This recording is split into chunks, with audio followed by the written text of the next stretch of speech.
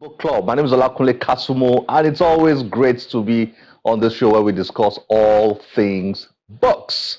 Well, our first guest for today has written a fascinating book, one that I consider to be very, very important, and it has an intriguing title. No child is dull.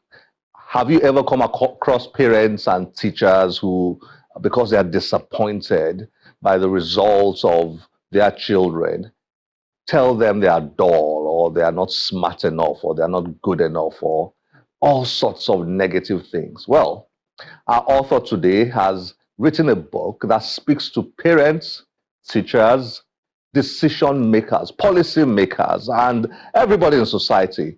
And his message is strong and consistent in that book. No child is dull. Every child has potential, great potential, and we only have to learn how to tap the best from every child out there.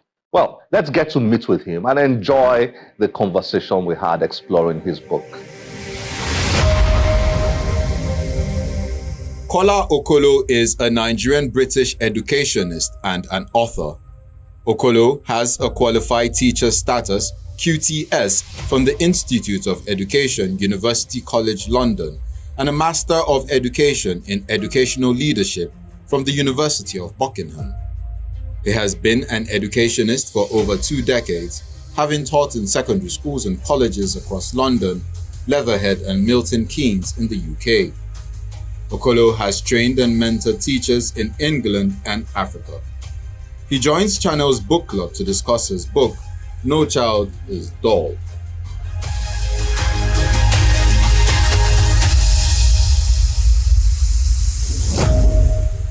Paula, it's great to have you on Channel's book club.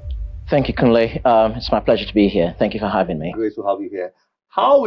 You're based in London, right? Yes. How is London now? Yeah, it's winter, very cold. Massive difference coming into Nigeria, obviously, with the difference in weather. Yeah, but London is all right, It's okay. Yes. All right, great. But you are from Delta State, right? Yes. Originally? Originally, I am from Delta State, from Ukwani local government to be precise. I like the way you pronounce that correctly. Yes, absolutely. Now, we don't have so much time, Kola. Your book is fascinating. Thank you. Right from the title, it just caught my attention. No child is dull. And I like the fact that you put an exclamation mark there to emphasize, it's an emphatic statement. No child is dull. Can you talk about what inspired that title and inspired the book? Thank you, Kunle. From what you said, that exclamation mark, I've done it for emphasis because I needed to pass on that message that no child is actually truly dull. Now, what really inspired that title was, I decided to think about a niche in terms of the whole educational system in Nigeria, especially with provision for people with learning needs. Now, I train teachers, and I've been to Nigeria, in different times. I've been around so many states to train teachers. Now, there is a dearth of provision for students with identified learning needs. And I'm talking about learning needs within mainstream schools. So I'm not talking about special schools, because I know they do have some special schools that look after people like, autistic children or dyslexic children, but we're talking about mainstream schools. Now, in my travels, in my trainings, it's very clear, very obvious that there's absolutely no provision. So I got thinking, and I thought, what I wanted to write, I had to think about the audience. Who is this book going to be for? And why is this book going to be for those particular people? Then I equally thought about the content. What is actually going to be in this book? And then I thought about the readability. Is it going to be accessible? Can the average reader, can it comprehend the content? Can they assimilate? And more importantly, can they internalize the content of the book?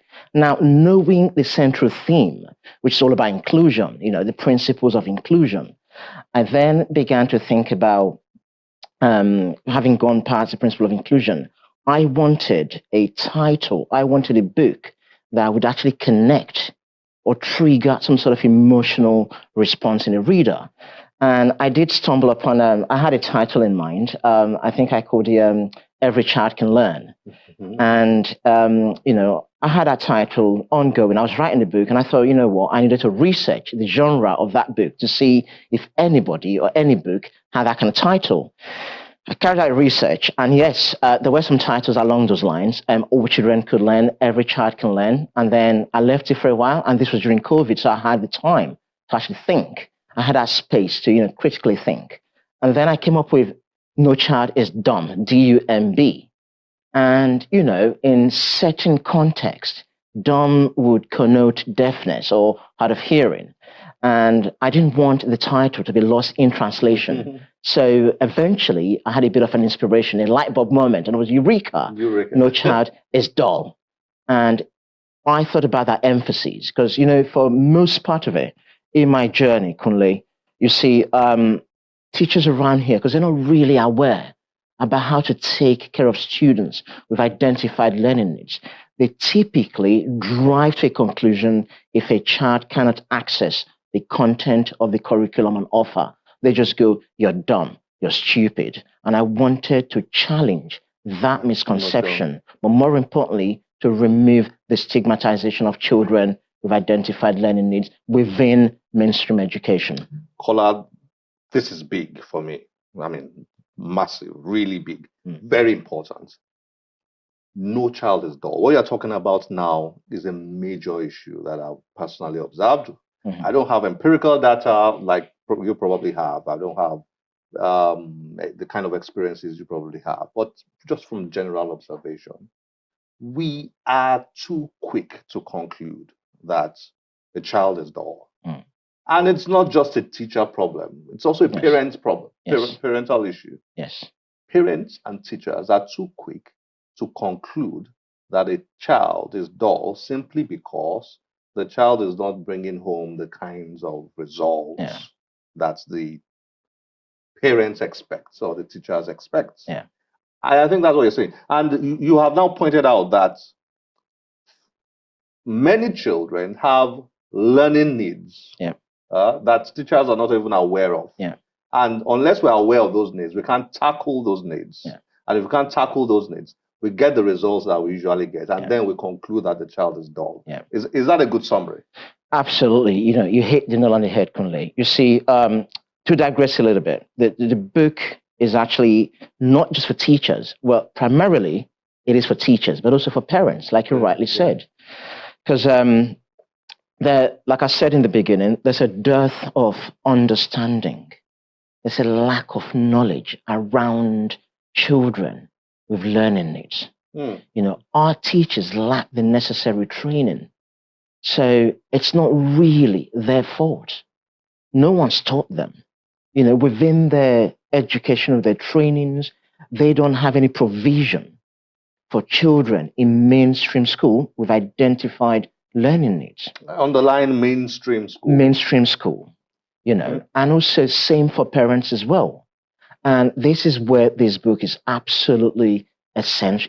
It's actually desperately needed. And that's the word, desperately needed. They don't know they need it, but they desperately need it. Because this book covers the core principles of inclusion, right? For each identified learning need, there is a corresponding strategy to help remove that need, that barrier. Now, if a child is not making progress, right, that's usually a barrier in front of that child. Now, that barrier can be visible or invisible. It's up to the practitioner, the parents, the teachers to identify that barrier. Because if you identify the barrier, let me go with what's in the book. You have to know that child. That's the first step. Yeah. If you know that child, in terms of getting all the data about that child, it might be behavior data, parents' views, or guardian or carers, the child's experiences. Yeah. It could be some progress report. know that child. Know the student you wrote here. Yeah. Absolutely. You know that student, that child. Then The next step, identify the barrier. identify the barrier. What is stopping that child from accessing the curriculum and offer? Now, once you've identified it, because as you know, a problem stated is half solved. Once you've identified it, the next step is then to come up with bespoke, and I use that word bespoke, customized, prescriptive, and personalized strategy, because each child is different. We're going to treat them differently. So within education, it's more about equity rather than equality, because everybody is different. So you come up with bespoke strategy because you know what the barrier is. Now, I know what strategy to remove that particular barrier, that peculiar barrier. Now, I implement, and that's the penultimate step in that book. You implement that strategy. Now, you don't just implement and leave it. You've got to monitor it, you've got to support it, make sure that strategy is actually working. Like everything else in life, there is a point where you then review the whole process. Now, it's got to be cyclical. So at that point, you come up with the whole thing. You know what? I've implemented it. Has it really worked? If it hasn't worked, you go back to the drawing board, you change tack, and you start all over again. Now, the book runs through sections. So the first section talks about students with disabilities. Now, these are people or students that either have physical or sensory needs. And as a result of their needs, they're unable to cope in normal education without getting special education needs support. Now, the second part is a really key one that people don't generally talk about. Now, when we talk about special needs, we're thinking about people also that are at risk, children that are at risk, out of school children. They are presenting a problem as well. Now, I've shared this before, and depending on where you get your information from, if you go to UNESCO's website, they would claim that in Nigeria, there are 20 million children that are out of school. Now, you go to UNICEF's website, they would claim that there are about 10.5 million children that are out of school. Now, these children, when they do go back to school, and you're trying to reintegrate them into normal education. Remember, these children, you've got children from like nomadic pastoralists. These are nomads. They move from place to place in search of pastures for their animals. And as a result of that, the children do not normally have, a regular, conventional education. You've got hunters, children from hunters society, migrant fisherfolk families. Now, because of their lifestyle and their means of livelihood, those children are not getting conventional education, if they're getting any, anyways. Now, because they're not getting any, right, it becomes special needs because we need to meet their particular and peculiar needs. So they do need support when they come back into school. We need to equip our teachers to know how to support them because there will be lots of gaps in their knowledge. These children normally, typically, cannot access the curriculum and offer, so they do require special support. Now, the last bit there, again, as a teacher for years, for decades, we tend to always look at those that are struggling. We tend to look at those with learning needs. But there are some students that are very capable, gifted children, gifted and talented. These people, they have high IQ, intelligent quotient. They're naturally endowed with, unique traits. For example, in arts, in leadership, intellectual precocity, psychomotor prowess. Now, these people as well, if you're not really challenging, you're not stretching them, right? You'd find that if you're not really challenging them sufficiently as regards pace and the curriculum, you're going to leave them behind as well. So they do need support as well in that regard. Well. Yes. Oh, well, Kola, we are out of time right now. But like I promised, and we have to come back to this. Absolutely. Yes. Have to come back to this, and we will come back to this. There's a lot to talk about. I wanted you to speak about those learning needs and the types of learning needs, but they're all in this book. Yes. And I hope viewers will get, copies of your book. Easily obtainable, right? Yes, it is. It is obtainable. It's Amazon. It's on Amazon. Absolutely correct. All that. Correct.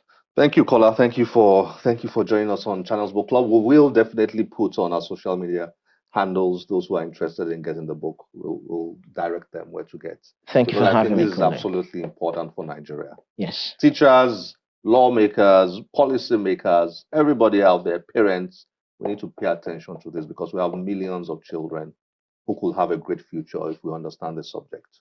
Yes, because Yeah, when we transform learning, Kunle, we transform transform the lives. country. Yeah, And truly, no child is dull. no Thank child you. is dull. Thank you, Kola. Thank you for joining us on Thank you Channels for Book having Club. me. My pleasure.